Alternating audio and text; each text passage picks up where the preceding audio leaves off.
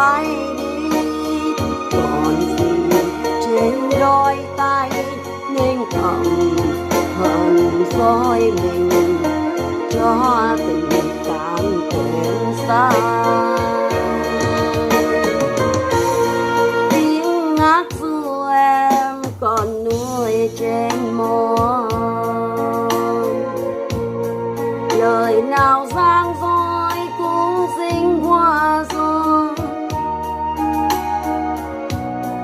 để lỡ ngày sau khi ta cần nhau còn nuôi chung im vui.